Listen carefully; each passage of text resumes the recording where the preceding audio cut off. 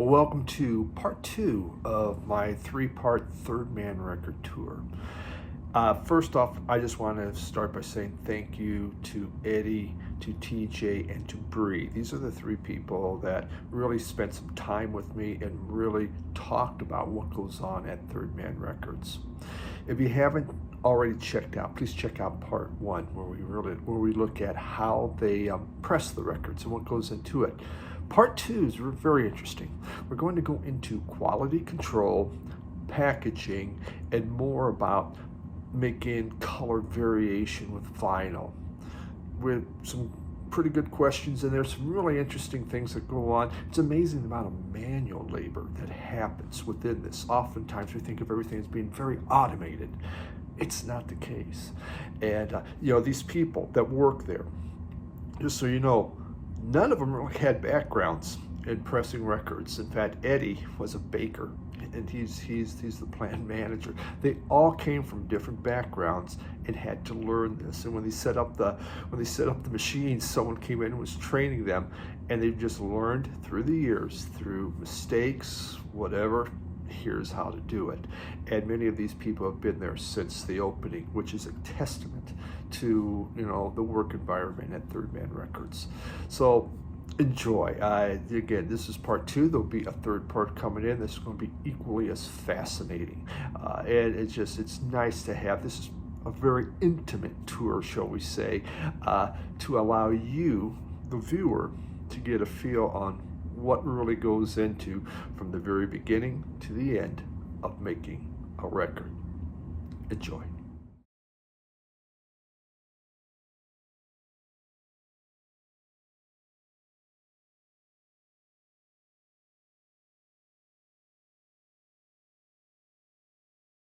So having our visual quality control area, so taking the records that have been pressed in the last, running 2 shifts, 5 days a week.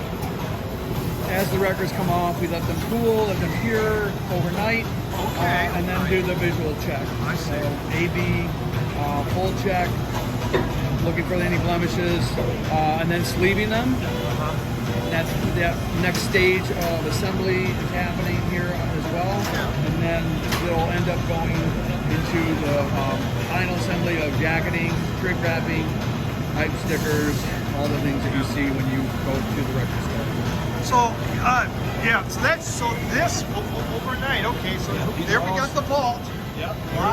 One little tiny part of the vault. Yeah. Wow. We have tens of thousands of these that we are also going to hand dink the centers out of. Okay. So you have your record. All the records come off the press, and to stay true to the original, we're going to dink out and you create a large hole, the RCA hole they call it. Okay. But those are done all by hand. Now, so with packaging, so one of my questions, Eddie, is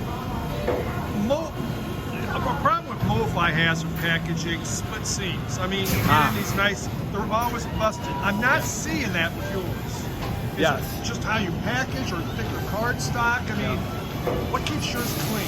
It's a great question. You don't always get to pick the quality of, let's say, the jacket, depending on the artist or the customer. Some of that stuff that they choose, you have to kind of make that judgment call when you get it. And again, trying to make sure that everything is, even though it's all done by hand, really to make it look as if it weren't done by hand, but also to package it in a way that protects that as much as possible.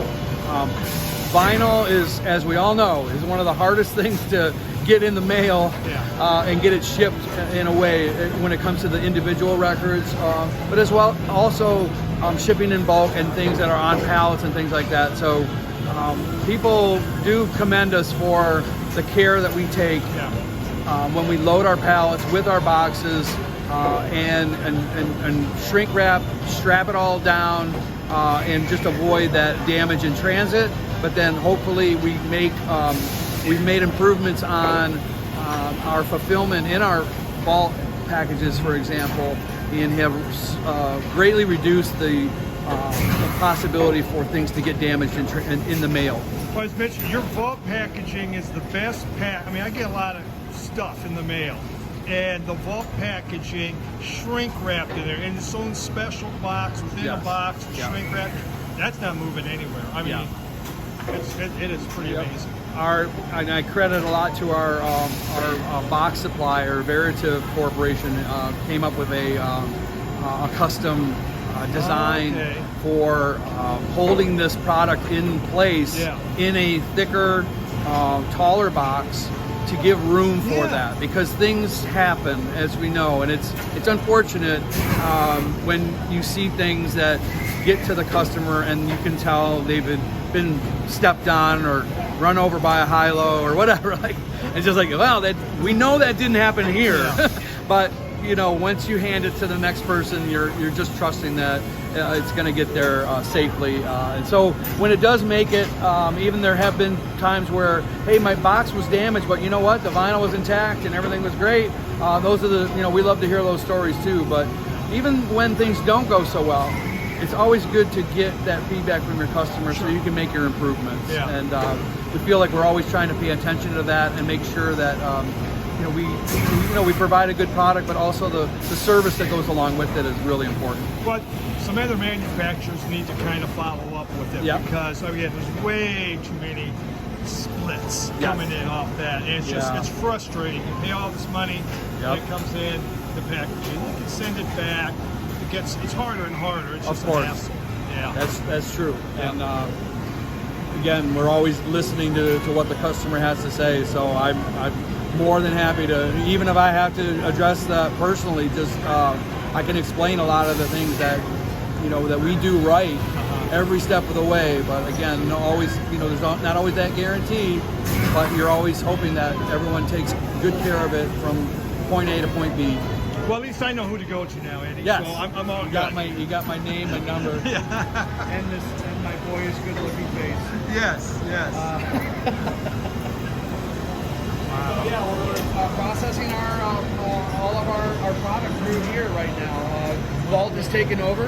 At the moment, right now, we're doing several because it's a multi-disc set, and keeping all that in organized and keeping everything in sequential order, or just don't lose track of it, because you got 6 different discs you got to keep track of that have to go into that box at some point. So as we're waiting for the remaining components to arrive, you're kind of getting everything set and ready to go, so that the assembly will go smoothly and very organized. So we're keeping track of all the different labels, which record is which, the sleeve, how does it go in the sleeve? You have a mock-up of all of this, of this is what the box set is going to look like. So making sure that it fulfills that the customer expectation, and giving them what you promised them, basically. So I see them looking at every single record that comes off before they put it in the sleeve, and they're looking for blemishes or any imperfections. There's like a 15-point inspection when you add it all up, that they're kind of be able to glance. They're making sure the label is matched up to the matrix. Anything that doesn't look right or is questionable, we all either have a stop it or figure out if it's right or not. Things can happen on a machine that may go unseen for a moment or two, and that's where the audio guys can catch some of this stuff ahead of time, so that you don't make a whole rack or cart full of records that all have this piece of dust or dirt that got on there that made a scratch or some kind of audio where it can be heard and seen sometimes. Sometimes you can't see it. And you rely so heavy on the audio people to catch this stuff before it gets out of control, or if you find a consistent issue, like, hey, this spindle of records may, or sometimes you have to go back. We'll go back and listen to them one at a time. Until we can figure out where did the issue start up. At what point, certain time of day, was there some change in the process? Did the water get too warm? You know, so the variables are almost endless when it comes to trying to identify and then correct the issue in real time. Okay. Man, what a job. We can take a look at them. Again, part of the process I was talking about digging. How's your blue coming along? Oh, let's take a look. Not yet. Well, So we're a little green still. I needed a little bit more blue. It's looking a little green, but it's still very pretty. all right. It is very pretty. It's a cool looking blue.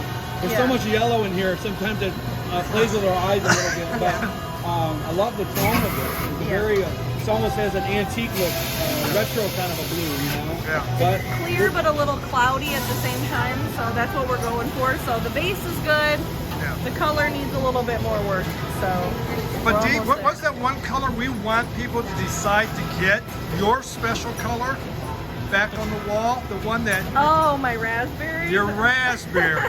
So anybody wants to do records, raspberry's the way to go. Raspberry's the way to go. We Yes. want people to get that. Yes. So, but again, you're just trying different things, making, you know, with the pucks and, Yeah, lots of experiment, just trying out different formulations, seeing if we can make a fun color that matches what the artist wants. are you getting closer? We're getting closer. We're getting closer. Yeah. All right, wonderful. so really good that you're here at this time. Is that this is some of the behind the scenes stuff that people don't always realize that we're doing. Yeah. Is when you're trying to dial in a custom color that doesn't really exist. Your color wheel from when you were, you know, in school, and making these combinations and your research and development, right? Your experiments sometimes can take quite a bit of time before you nail it down and find something that the customer will agree with. So, you know, the trend towards making everything exclusive not only drives the collectors crazy, but can drive us crazy a little bit too, trying to nail down that color, you know. And then you make a record, and then the next one is like, well, I want my record to be different than anybody else. And like, well, look at all of this color palette that we have, that we over time you build up a library of your colors, you know, that you came up with, or you invented, or just for certain effects and very specific. But also like, hey, we made this blue, but we have all these different shades of blue. We have a turquoise, we have a greenish blue, we have a grayish blue, you know. So those are things where sometimes we have to kind of go back and say, well, we may have already made that. Instead of coming up with something new, we may have stumbled across something along the way that we're able to bring out and say, hey, here's something that I wrote down the recipe for, because all of these things have a recipe, right? Your ratios, again, it's like cooking or baking. My background is a pastry chef of 30 years. Really helps me a lot to help dial in some of this stuff and the requests that we get. So from making cakes to making records. That's right. You know, pressing dough to pressing vinyl. You know, so. Now, do you ever get these? Kind of the big thing out there, you say, okay, I want 200 of this color, 200 of this color. You get those kind of orders? Absolutely. That's a great question, and I'm sure a lot of the collectors will attest to the different variants is another thing that has grown over the last several years, where you do have a certain release and they want it for maybe different markets on the one hand. Let's say because the retail has expanded so much, right? Your places, your Targets, Best Buys, Walmarts, sometimes in certain releases they want a very specific release that only they have. So, which is fine. That keeps it exciting. That keeps it interesting. So yeah, there are some records that have up to 10 variants that we've been asked to do. So keeping track of those is also very important. And each variant and the sticker that goes with it and all of that. You want it to be as accurate as possible, but yes, it's a whole different kind of a challenge, not just to collect them, but when they get made as well. So, but yeah, there's definitely a trend that has taken off for a lot of different artists, small, big. As we all know, there's just so many. One notable one was our when we got the chance to do the Paul McCartney one. That his third solo record that he wanted pressed here in Detroit. I believe there was 8 variants of that. Yeah, so there was. I mean, just keep seeing, there's another, there's another. We go, oh my God, which one? Right. Yeah. So fun to be a part of that and, you know, create that kind of, you know, permanent record, right? And in this one, Dee's trying the different colors now, right? And just seeing what's working. Using the automatic machine and its extruder to kind of blend that color, what we call blending it in the extruder. Yeah. We may be using a combination or ratios of different colors, and then by the time it comes out, we're trying to dial in and we're going for, just through experimentation and our own research, kind of guessing a little bit, but also being able to zero in on, if I get the ratio right, I will get the right tone, the right hue, the right, and match it with what the customer would like. So you can just put in just a little bit of, into the extruder at a time? Yes. So, okay. Usually doesn't take a lot. So it all depends on a lot of factors. If you're using a clear base, for example, your combination or ratio of alternate colors may be different than if you were doing an opaque version or an opaque base. If you had a white opaque base as opposed to a clear base, your color combinations would be different. Okay. And again, someone like Bree has also been tasked to do this so many times. Yeah. She does have a knack for kind of getting it zeroed in rather quickly. So you're not spending all day trying to get this one specific color. Can drive you a little crazy sometimes. Yeah, she has a lot of nice artwork on her wall. She does. Yes. She's got a lot of great references, but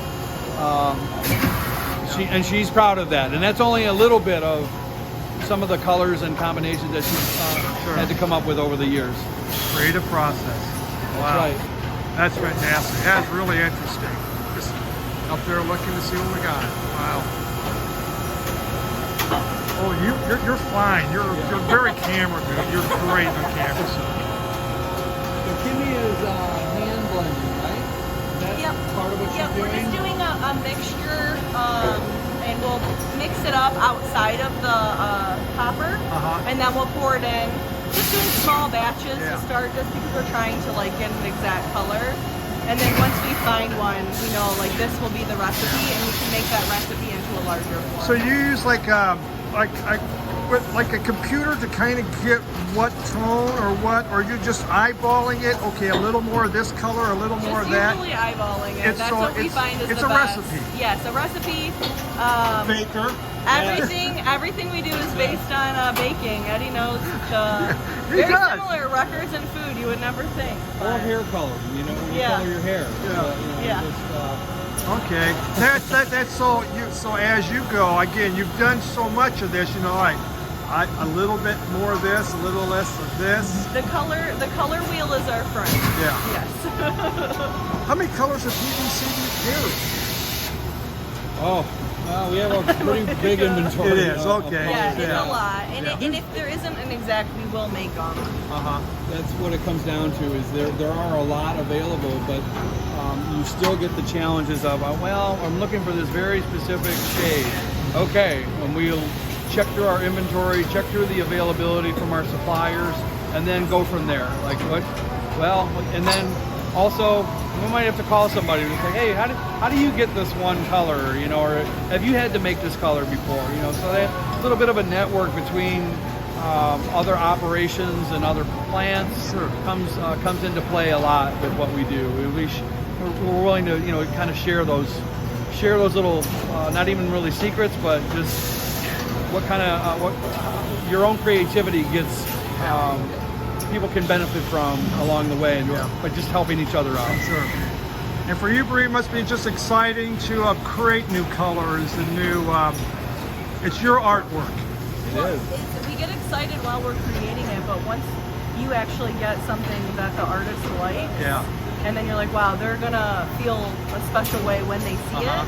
And if it goes so well with their artwork and with the music they made, it's just, that is when it feels good. Like when you have the whole thing packaged and ready, you're like, they're gonna love this. I can't wait for them to hold it in their hand and listen to it. And that's what we get the most excitement out of it. You hear the comments, wow, this is like the coolest thing in the world. Those are the best. We like Which the good you guys have done a heck of a job with getting a lot of, wow, this is the coolest thing in the world. Yeah. I mean, you guys are famous for that. Yeah. We do. We love wowing them, our customers and fans. Yep, you do. Wow. So we can get a peek at them. Again, more handwork, manual labor on our dinking process. Oh, so okay, for the sun label to make it. Yep. There's all our bucket of dinks. My God, wow! Talk about a long. You're going to be doing that for a little while, aren't you? Only a couple more hours. How's the arm? Are the biceps feeling good? She's got the guns. That's right. At least do not mess with the right arm. The right hook's going to be hellacious. It'll get you. The left one, I'm in trouble. But right one's That is just, the authenticity that you're doing with that. Yes. Now, because there's labels on that, can you really recycle that, or that's pretty hard? They're great for art projects. Believe it or not, we over time we've donated things like that to stores that will sell art supplies. We've worked with schools to make whatever they want to do with their in their art programs. Oh, and stuff neat. too, All right. So yeah, we don't. Again, we treat so much of this like food. We don't like to waste anything. You know. So if somebody can turn it into something really memorable, we're behind it, and we're more than happy to give it to them. So I always try to find an outlet for that wherever we can. We have some of that here in Michigan with some of the art supply stores. We'll take those kinds of donations as well. So, that's fantastic. Yeah. Wow. Really, a lot of fun. Amazing. Every once in a while, I'll make something out of a vinyl as well. Just I can't get that pastry chef part out of me, so I'll make flowers and different little sculptures and stuff. Yeah, you guys have sculptures. It's pretty dang cool. Wow. So our machine here, right now we're getting some records ready. We're not ready to load the machine yet, but this is our shrink wrapper. Oh, okay. 40-foot assembly. Wow. So you put the albums one at a time. You have to pop in here. We can load them all in this magazine here, and then this we'll take them up a little bit at a time into a group. They'll drop here, and is a whole, and then one at a time they'll be metered out onto this line, this conveyor. That will portion it out and separate them. All right, sure. And then this conveyor will lead them into the bagging area. And then in the middle there, you have a little clamp down sealer. And then into a heated cavity, this oven here that will carry it through, expand the air that's caught in there, and then shrink down. We're getting ready to do one of our Verb titles, and so we have our sticker machine. It will also automatically sticker the product as it's going by with our sensors. And I believe this is the one that one's going to be coming through next for an upcoming release. I worked in retail for many years, and we had a shrink wrap machine. But we had to cut it. We had the little heat thing, and then we had a blow dryer too. That's a shrink it. Yes, there's how retail does it. Yeah. This is much better. It is helpful. Yeah, we can do up to 40 records a minute. At top Goes speed. that quick. It can. Yep. And then sticker placement on the as it goes by on the front. And then these contraptions are if we need any additional stickering. Let's say barcoding, for example, on the back. When you have the different variants, you generally have same jacket but different barcodes. Got it. A hype machine. Yes. Hype stickers. Wow. That is amazing. And then you have to rebox it again. Right. This is a good example of something that went out and got returned to us. Okay. This one I believe went overseas, judging by all these stickers. Yeah. But this is the packaging. People might recognize the packaging for our vaults. And I think I'm okay to open this one up. I'm very curious to see how this looks. So Yeah. I don't know what I'm going to find. I think it's okay. Okay. So Yeah. again, for going over around the world and back, not a bad deal. As I was telling you, our packaging is very good. Oh, it is. When it comes to when we can put everything in here and line it up. Let's say we would have lined it up as much as we can. Let's say I'm just doing this really quickly here, but this product here is what helps hold it in place. Is by folding that over and it stretches its own shrink wrap. Yeah. And then you have that extra layer of protection underneath, on the corners, and then you have a lot of room in there. If you want, you can put additional bubble in there. If you have want. to do this part manually with the plastic. Oh my God! So all them vault packages, the first couple are just loading that. All by hand, assembly, yes, Wow. and then fulfillment. So our vaults all ship from Detroit. They're Okay. made here in Detroit, assembled in Detroit, and shipped from Detroit. All right. So we feel like we found a nice, robust system to deliver that to everyone as safely as possible. Sure. And of course, we always rectify any issues that may arise because the unpredictability and the you know, we're very much against vinyl abuse. So we're doing our part to keep that. Very good. To a minimum. We're all about no vinyl abuse. Love vinyl. Exactly.